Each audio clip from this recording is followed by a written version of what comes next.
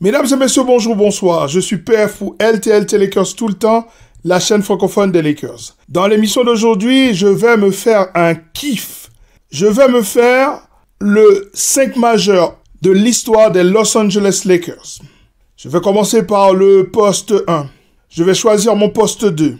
Je vais aller sur le poste 3 et je pense qu'il y aura des discussions sur ce poste 3. J'ai fait également un petit ajustement pour le poste 4. Je pense que ça aussi, ça va faire parler. Et enfin, je vais terminer par le poste 5. Lakers tout le temps, c'est tout de suite. Step 1, wake up early, gonna rise with the sun. Step 2, get some good, some food in you. Step 3, think real hard about what you wanna be. Step 4, fuck everybody, just do your thing. Wake up, today's gonna be a good day. Wake up, today's gonna be a good day. Wake up, today's gonna be a good day. Wake up, today's gonna be a good day.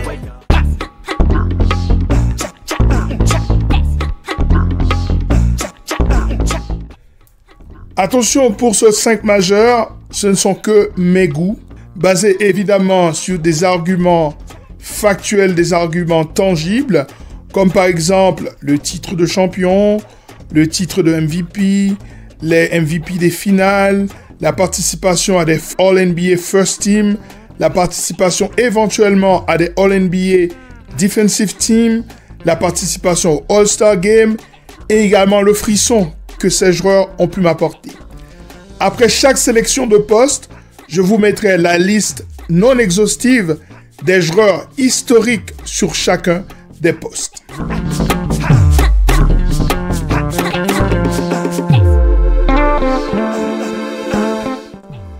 Sur le poste 1, le poste de meneur, je ne pense pas qu'il puisse y avoir débat. Le garçon qui est pour moi le meilleur meneur de l'histoire des Los Angeles Lakers, a gagné 5 titres NBA. Il a glané 3 titres de MVP de la saison régulière, alors qu'à la base, c'est un passeur, c'est pas un scoreur. C'est quand même le gars qui, lorsqu'il a arrêté sa carrière, était le meilleur passeur de l'histoire de la NBA.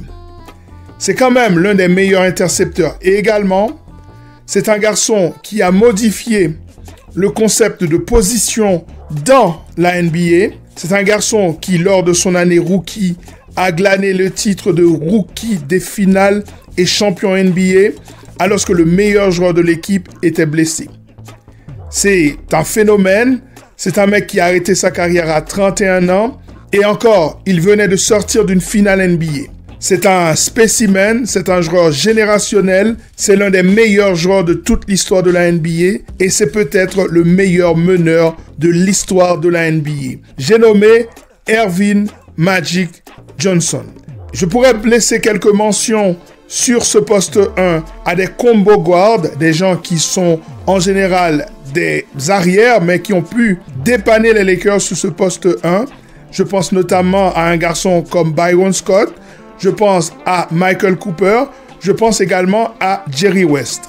Même si Jerry West était plutôt un deuxième arrière. Et si je dois choisir peut-être le deuxième meilleur meneur de l'histoire des Los Angeles Lakers, je me rends compte que c'est extrêmement difficile. Mention à Derek Fisher pour ce qu'il a fait avec Kobe Bryant dans les 2 séries de titres, une fois avec Shaq et l'autre fois avec Pau Gasol. Mention à Gail Goodrich qui était dans l'équipe avec Will Chamberlain et Jerry West qui a pu gagner un titre NBA. Je mettrais quand même une mention spéciale à D'Angelo Russell.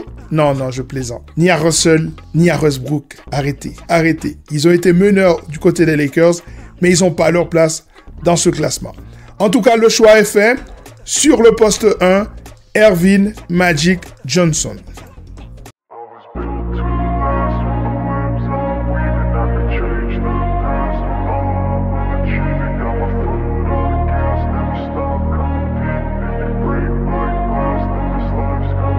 I wanna be the best in the game, invest in my name, check no restraints, I'm obsessed with the pain I inject.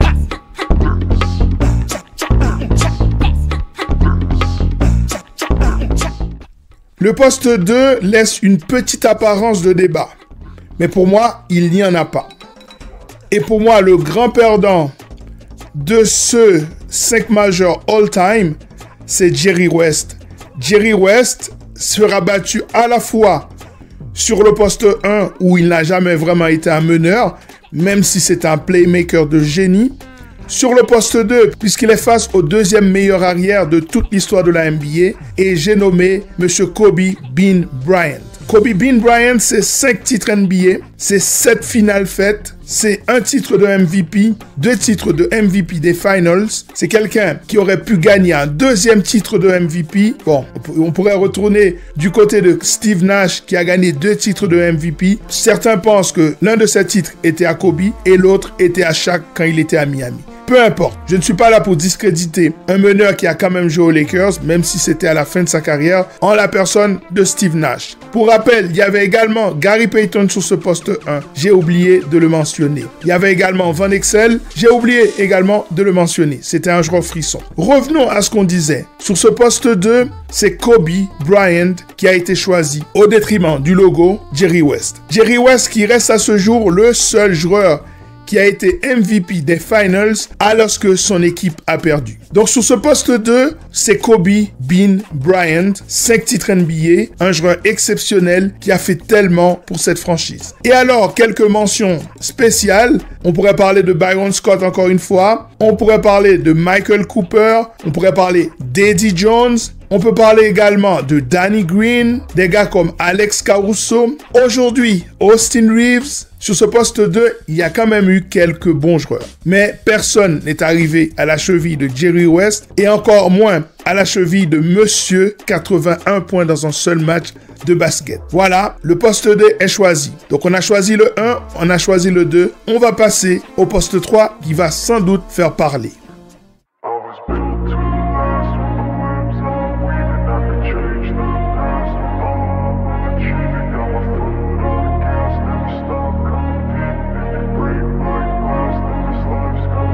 I wanna be the best in the game, invest in my name, check no restraints, I'm obsessed with the pain I inject.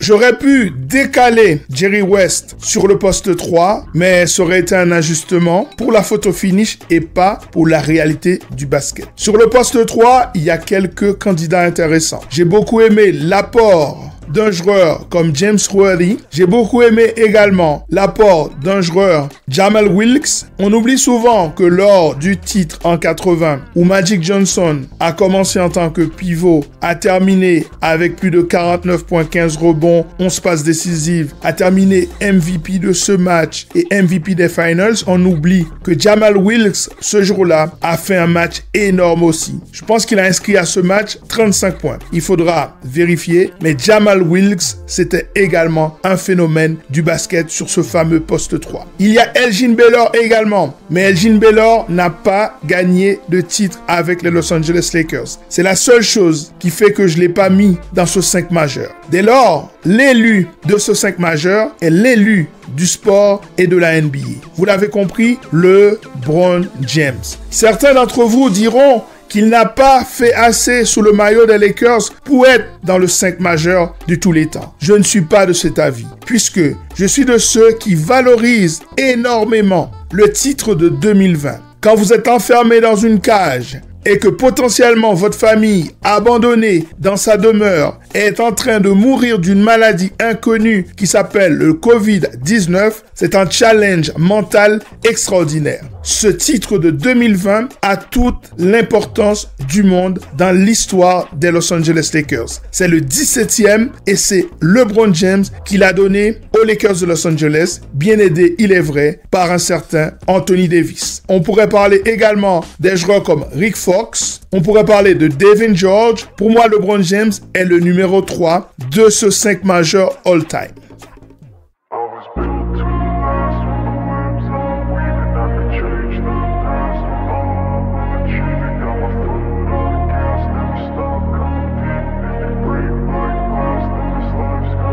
I wanna be the best in the game, invest in my name, check no restraints, I'm obsessed with the pain I ingest.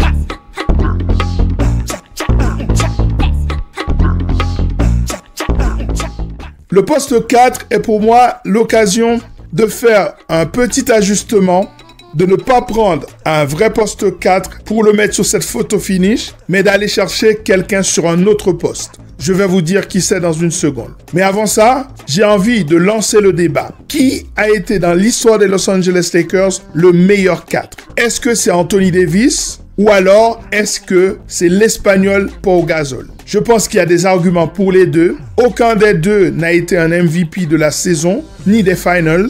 Aucun des deux n'a joué un rôle de première option, mais c'était d'excellentes deuxième options. La seule différence, c'est que Pau Gasol a changé le destin des Los Angeles Lakers quand il est arrivé. D'ailleurs, je pourrais dire qu'Anthony Davis également. Mais avec Pau Gasol, les Lakers ont été 3 fois de suite en finale de NBA et en ont gagné 2 aux côtés de Kobe Bryant. Pau Gasol formait avec Andrew Bynum dans la raquette une paire extraordinaire, avec à côté, en sortie de banc, un certain Lamar Odom. D'ailleurs, j'en profite pour donner à Lamar Odom une mention particulière sous ce poste 4. L'un des joueurs les plus extraordinaires au niveau de la polyvalence, était également sur ce poste 4. Mais pour ne pas laisser quelqu'un d'extrêmement important hors de ce 5 de base, j'ai décidé de le décaler sur le poste 4 pour cette photo finish du 5 majeur all-time des Los Angeles Lakers. Il s'agit du Diesel. Il s'agit de Shaquille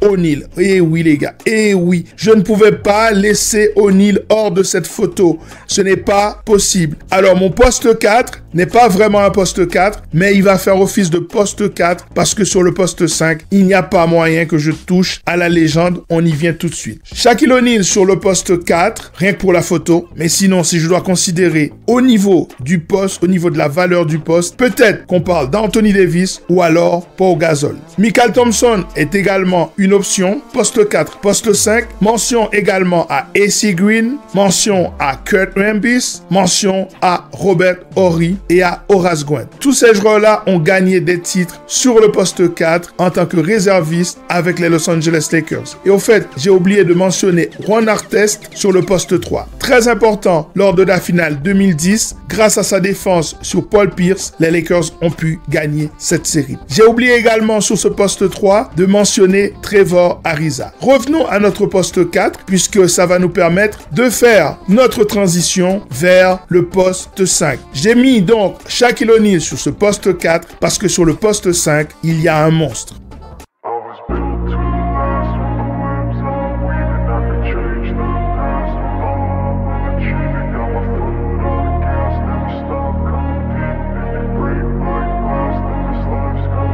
I wanna be the best in the game, invest in my name, check no restraints, I'm obsessed with the pain I ingest.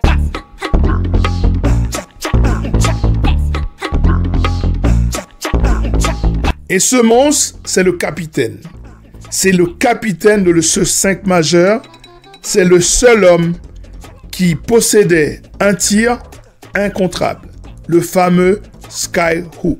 C'est quelqu'un qui a gagné 3 titres de MVP de la saison régulière avec les Los Angeles Lakers et un titre en 1985 de MVP de la finale. Alors, il faut se souvenir du contexte de ce titre. En 85, la saison commence très mal pour les Los Angeles Lakers, qui reviennent en force et qui dominent le reste de la saison. Arrivé en finale face aux Celtics de Boston, on se pose la question, est-ce que cette équipe va continuer à rouler sur les Celtics comme ils l'ont fait pendant la saison régulière? Or, lors du premier match, ils prennent une véritable raclée. Et alors, tout le monde commence à dire que Kareem Abdul-Jabbar est trop lent, trop vieux. Pour rappel, il a à ce moment-là 35-36 ans. Tout le monde le critique, tout le monde lui dit qu'il est fini et que les Los Angeles Lakers n'ont absolument aucune chance. Et ce garçon a ressuscité au Game 2, a été extraordinaire et a permis aux Lakers d'aller chercher ce titre du côté de Boston. Et il a été élu MVP pour sa domination à l'intérieur face à Robert Parrish et Kevin McHale.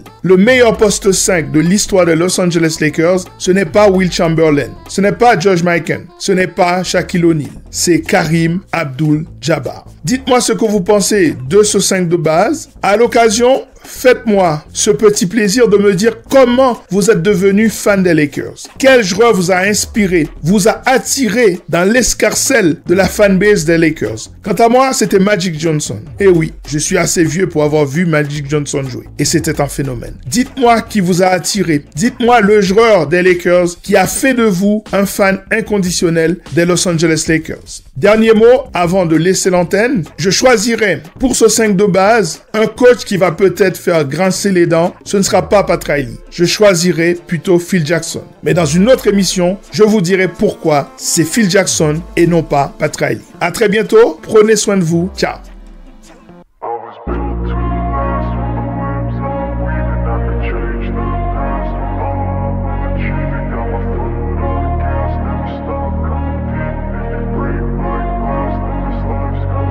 I wanna be the best in the game, invest in my name. Check no restraints, I'm obsessed with the pain. I ingest, I retain, assess and I change. Possessed by the thought I'll be free one day from society's restraints, money, clout, and fame.